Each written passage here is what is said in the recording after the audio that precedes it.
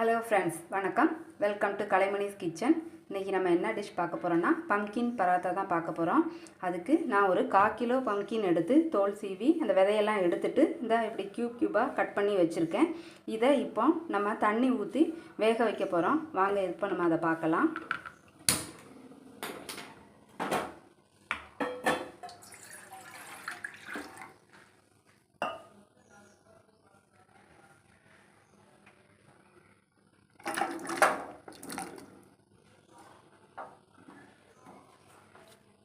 தண்ணி ஊற்றி வேக வைக்க போகிறோம். வேகட்டும். இது பாருங்கள், மஞ்சள் பூசணிக்காய் வெந்துருச்சு.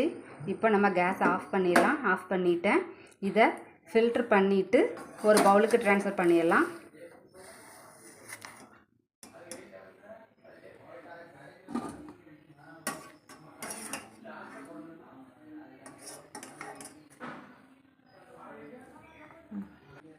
இப்போ இதை ஒரு ஸ்மாஷர் வச்சு ஸ்மாஷ் பண்ணிக்கலாம். பாருங்கள், மஞ்சள் பூசணிக்காவை நல்லா மசிச்சு வச்சாச்சு. இப்போ நம்ம இதில் மசாலாக்கள் ஆட் பண்ண போகிறோம். மஞ்சத்தூள் 1 ஸ்பூனு, காரத்துக்கு ஏற்ற மாதிரி மிளகாத்தூள் போட்டுக்கோங்க. அதுக்கப்புறம் மல்லித்தூள் 1 ஸ்பூனு, சீரகத்தூளும் 1 ஸ்பூன், தேவையான அளவு உப்பு, அப்புறம் மிளகாய், ஒரு பச்சை மிளகாயை பொடியாக நறுக்கி வச்சுருக்கேன். சின்ன துண்டு இஞ்சியை தோல் சீவிட்டு துருகி வச்சுருக்கேன். அப்புறம் மல்லித்தழை, அதையும் பொடியாக கட் பண்ணி வச்சுருக்கேன். வாங்க இப்போ நம்ம இதில் ஆட் பண்ணலாம். ஃபஸ்ட்டு மஞ்சத்தூள் ஆட் பண்ணுறோம். அடுத்து மிளகாத்தூள், அடுத்து மல்லித்தூள், அப்புறம் சீரகத்தூள் ஆட் பண்ணுறோம். அப்புறம் பொடியாக நறுக்கி வச்சுருக்க மிளகாயும் துருகி வச்சுருக்க இஞ்சியும் இதில் ஆட் பண்ணுறோம். தேவையான அளவு உப்பு, பொடியாக கட் பண்ணி வச்சுருக்க மல்லி இலையும் இதில் ஆட் பண்ணுறோம். இப்போ இதில் 1 கப் மாவு ஆட் பண்ணுறேன். கோதுமை மாவு 1 கப் ஆட் பண்ணுறேன். அப்புறம் எண்ணெய் கொஞ்சம் 1 ஸ்பூன் எண்ணெய் இதில் ஆட் பண்ணிக்கலாம். இப்போ இதை மாவை பிசைவோம். டபுள் கூடு பாருங்கள், அந்த மஞ்சள் பூசணிக்காயோட சேர்த்து நான் மாவை விறகிக்கிட்டு இருக்கேன். தேவைப்பட்டால் தண்ணி சேர்த்துக்கோங்க. வேணும்னா கொஞ்சம் தண்ணி லைட்டாக தெளித்து ஃபுல்லாக டக்குன்னு ஊற்ற வேண்டாம். தெளித்து மாவை நம்ம பிசைஞ்சிக்கலாம். பாருங்கள், நான் மாவு பிசைஞ்சிருக்கேன். மஞ்சள் பூசணிக்காய் அந்த வேக வச்ச இதை மட்டும்தான் விறகி வச்சுருக்கிறேன். தண்ணி இதுக்கு தேவையே படலை. மாவை நல்லா பிசைஞ்சு வச்சாச்சு. இது இப்போ இப்படி ஒரு 10 நிமிஷம் இருக்கட்டும். அதுக்கப்புறம் நம்ம பராத்தா போடலாம். பாருங்கள், மாவு பிசைஞ்சு 10 நிமிஷம் ஆச்சு. நல்லா இப்படி கை வச்சா நல்லா சாஃப்டாக இருக்குது. பாருங்கள், இப்போ நம்ம இதை உருண்டையாக உருட்டிக்கலாம். பாருங்கள், நான் மாவை நல்லா உருண்டையாக உருட்டியிருக்கேன். இப்போ இந்த கோதுமை மாவு இதில் வச்சு மாவை தொட்டு இப்படி நல்லா இது பண்ணிவிட்டு சப்பாத்தியாக இப்போ திரட்டிட்டு நான் உங்கள்கிட்ட காட்டுறேன். பாருங்கள், பராத்தா இதில் போட்டிருக்கேன். இப்போ நம்ம இதில் எண்ணெயை நல்லா தடவணும். ஃபுல்லாக எண்ணெயை நல்லா தடவிட்டு இப்படி நல்லா ஃபுல்லாக எண்ணெய் தடவிக்கோங்க. தடவினதுக்கப்புறம் கீழே இருந்து நல்லா டைட்டாக இப்படி ரோல் பண்ணணும்.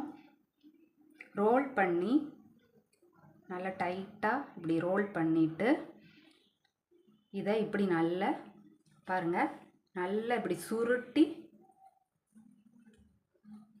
இப்படி வச்சிடணும். வச்சு திருப்பி பராத்தாவாக திரட்டிக்கோங்க.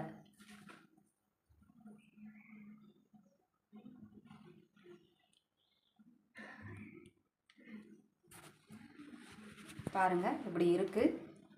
இதை நம்ம பராத்தாவாக திருப்பி திரட்ட போகிறோம்.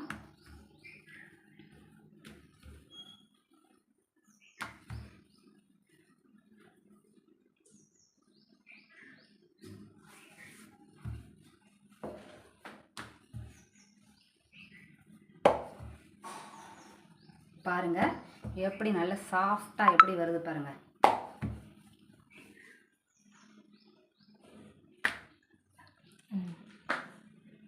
கட்டாக மாட்டேக்கா என் கையில்.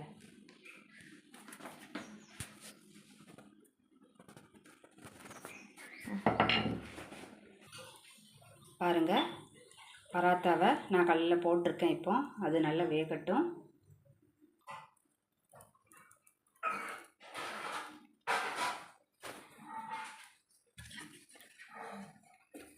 இடையில போட்டு ஒரு 2 நிமிஷத்தில் நம்ம அதை திருப்பி விடலாம்.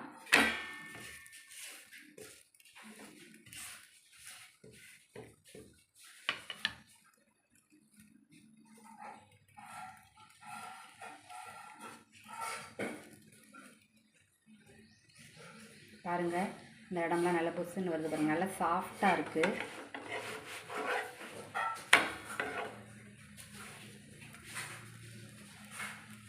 பாருங்கள் எப்படி நல்லா தூக்குது பாருங்கள்.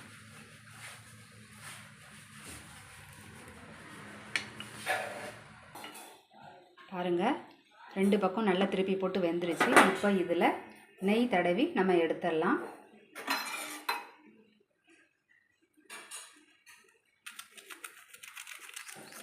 நம்மளுக்கு பராத்தா ரெடி ஆயிடுச்சு. நான் இப்போ இதை பிளேட்டுக்கு எடுத்து வைக்க போகிறேன். பாருங்கள், பராத்தா ரெடி ஆயிடுச்சு. நீங்களும் இதை ட்ரை பண்ணி பாருங்கள். இந்த வீடியோ பிடிச்சிருந்துச்சுன்னா லைக் பண்ணுங்கள், ஷேர் பண்ணுங்கள், மறக்காமல் சேனலை சப்ஸ்கிரைப் பண்ணுங்கள். Okay, thank you.